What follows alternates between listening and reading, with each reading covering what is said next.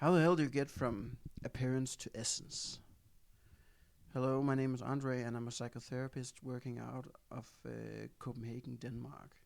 And today we're talking about the process which connects the appearance and journeying into the essence. And we will also cover the veiled layers and the idea of doing the work.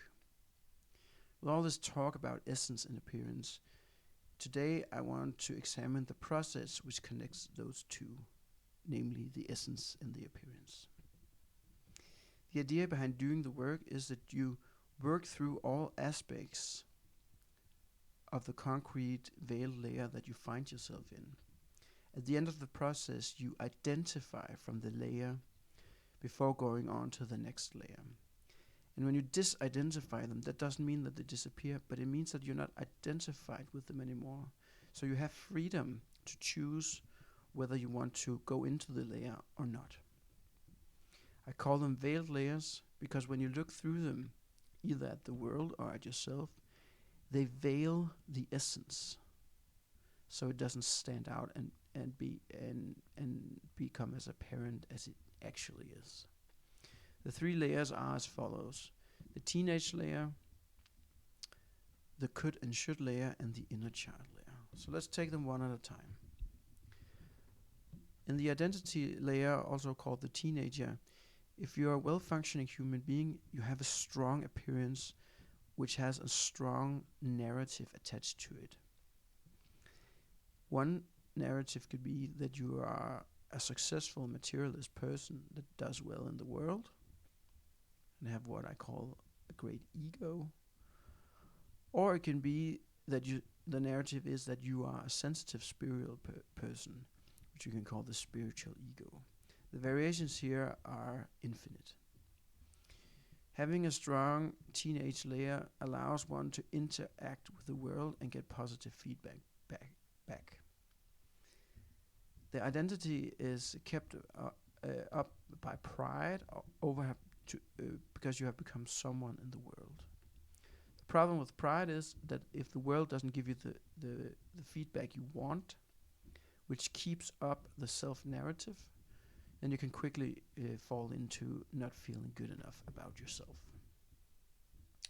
The next layer is the could and should layer, and it is developed in children at the age of 6 to 9, but we still carry them with us.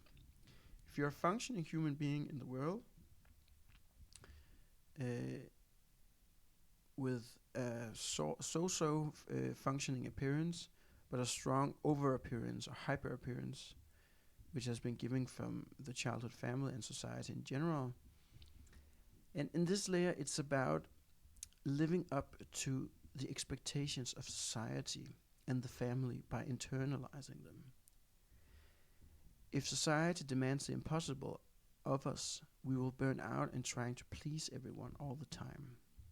The fear of falling outside of society is strong, because the worst thing that could happen a long time ago was that you were kicked out of the tribe. It meant sudden death, and that biological inherence is still strong within every human being.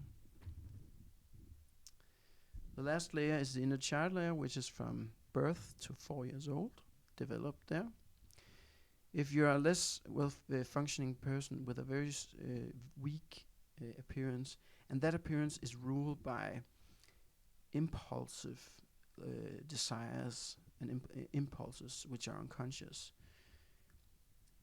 In this layer, it's about getting as much as you can for yourself, because the world is a tough place of scarcity, and you have to fight other people to get the few remaining items there are. Down in the core of the third layer of the inner child, there is a strong desire of receiving unconditional love from the world. And the child says at its core that if you don't like me, I actually don't know who I am.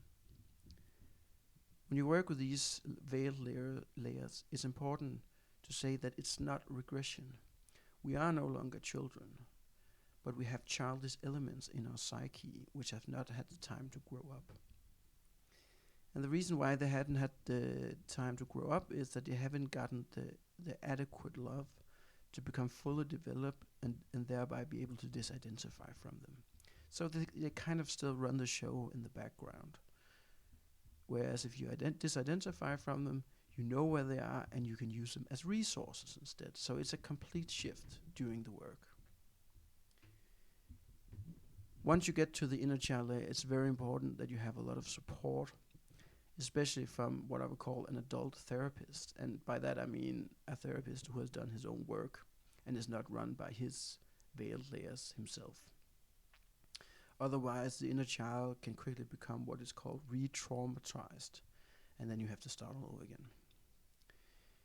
If you manage to work all the way through all the layers and disidentify them from them, then someday you will wake up and then you will be in essence layer 1.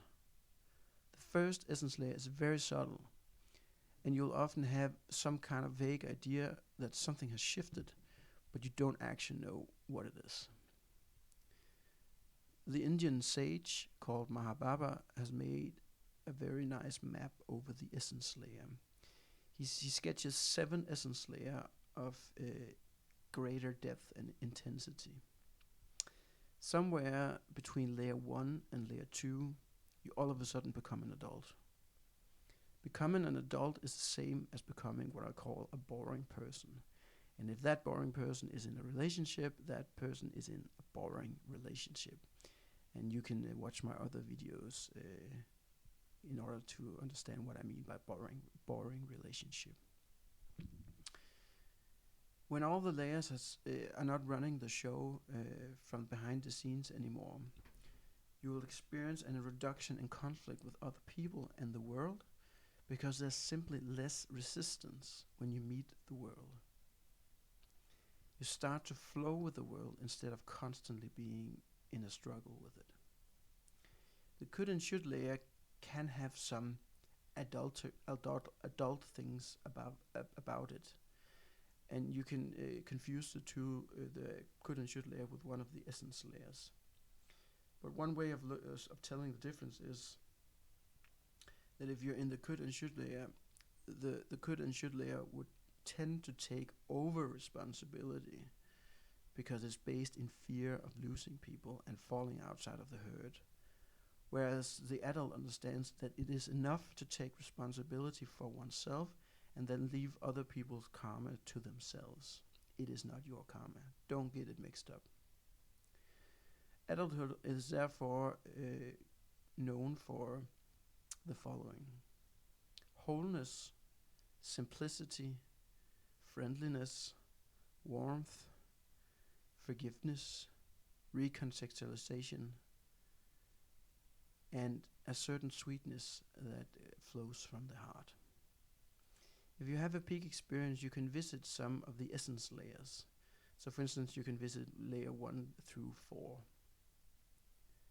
You can't do all the work yourself. The self-sufficiency is another trauma response from the could and should layer. Especially when you reach the inner child layer, you need all the help you can get. Here's important to remember that essence is not the same as appearance, and you can be a little careful in choosing the helper that you want. It has to feel good in the stomach, because everything is fundamentally good. If it's not good, then it's not fundamental.